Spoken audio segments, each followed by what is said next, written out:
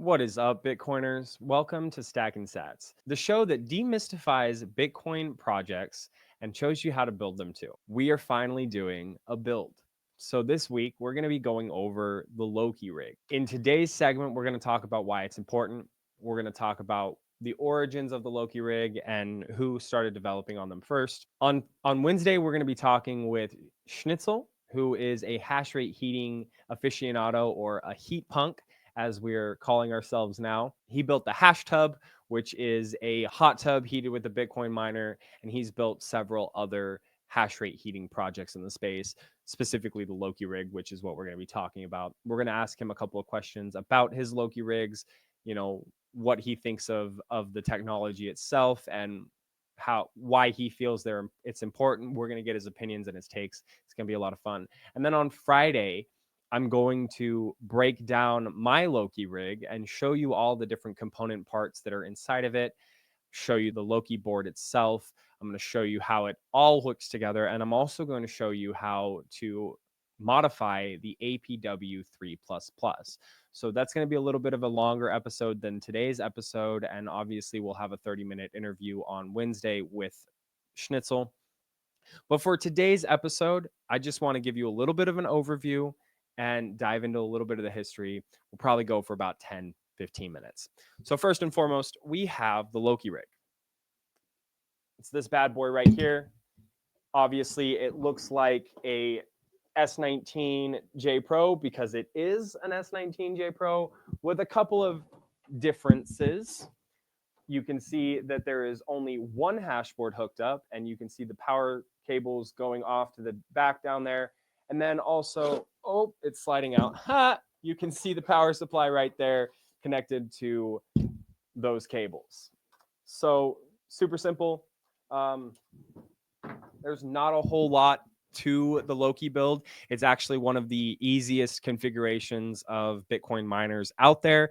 And it makes Bitcoin mining for the plebs very approachable. When I first got into Bitcoin mining, I got an S9, like many of you, and I plugged it into the wall and I set it on my counter. And I learned two things very quickly. First is it's loud. And second is that it creates a lot of heat. And in my mind, I thought to myself, well, shoot, if I can use this S9 that mines Bitcoin to heat my house versus the HVAC unit to heat my house that doesn't mine Bitcoin, I would be better off. And this started me down that journey of hash rate heating. Now, the reason why most people don't use the S9s anymore or older efficiency rigs is because they're not very profitable. So while you can pick up an S9 for about $100, you're going to pay for it on the back end. And that's with the electricity and the fact that it doesn't mine that much Bitcoin. If you're somebody who doesn't care about the price of Bitcoin and you just want to help contribute, the S9 still has more terahash than a BitX, and it does heat your home. But again, it gets about 109 joules per terahash. So naturally, I wanted to get into something a little bit more efficient. So I got a S19 from a friend and I decided to start breaking into it. The problem that I had was that the S19s, like most, if not all, of the newer Bitcoin miners on the market today, don't plug into 110 volts. They're 220 or more, making it very difficult for the plebs like me and probably you to mine Bitcoin at home. Now, there are going to be some people who have different situations and maybe they already have 240 for like a welder, or they're just crazy and they have it, or somebody has already hooked it up. Maybe they have a grow room. I don't know your situation, but for me personally, I don't have that, and I really didn't want to set up the infrastructure required to run a 240 volt miner. So I did some research and I found Pivotal Pleb and Zach Bomsta. Zach Bomsta has done a lot of work on a tiny little chip that looks like this. This is the LOKI board. This board gets its name from the Greek god of mischief, Loki. It's kind of a fitting name because what this board does when plugged into your control board, this board tricks your control board into thinking that it has 220 volts when it only has 110. Obviously, that's very significant because now you can take the S19 variants, and I'm pretty sure the S21 variants as well, because they run off the APW12 as well.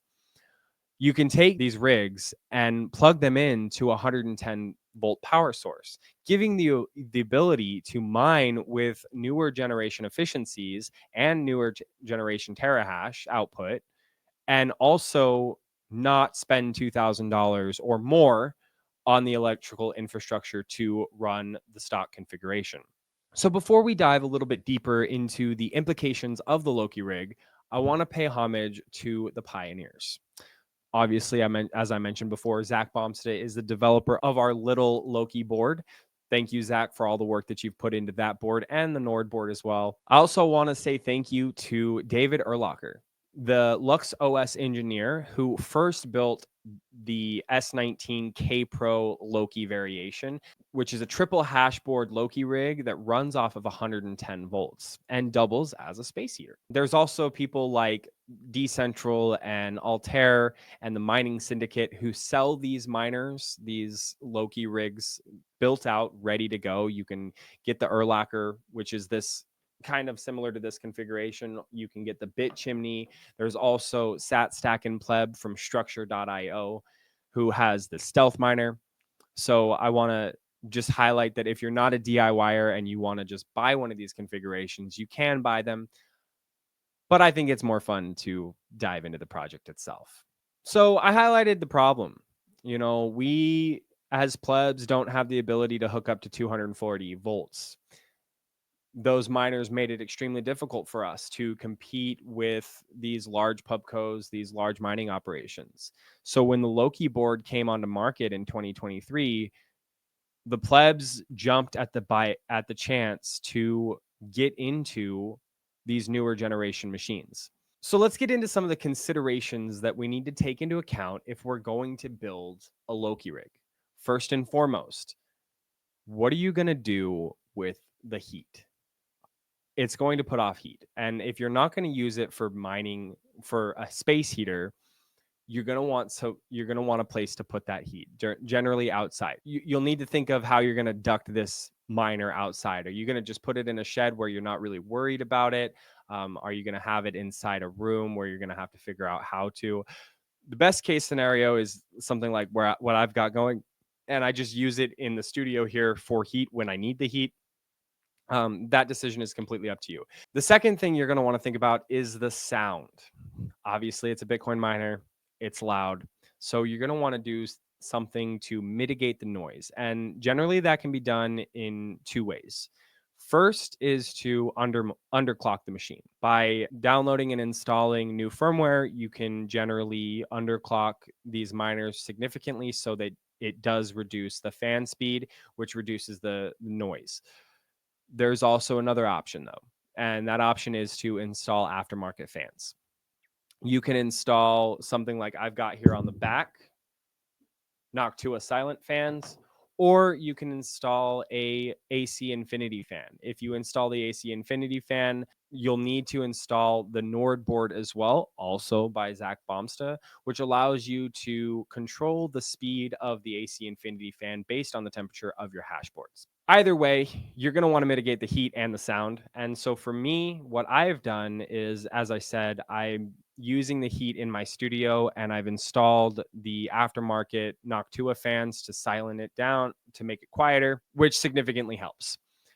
This machine that I have in front of me runs at 25 terahash, about 600 watts, which equals out to about 24 joules per terahash.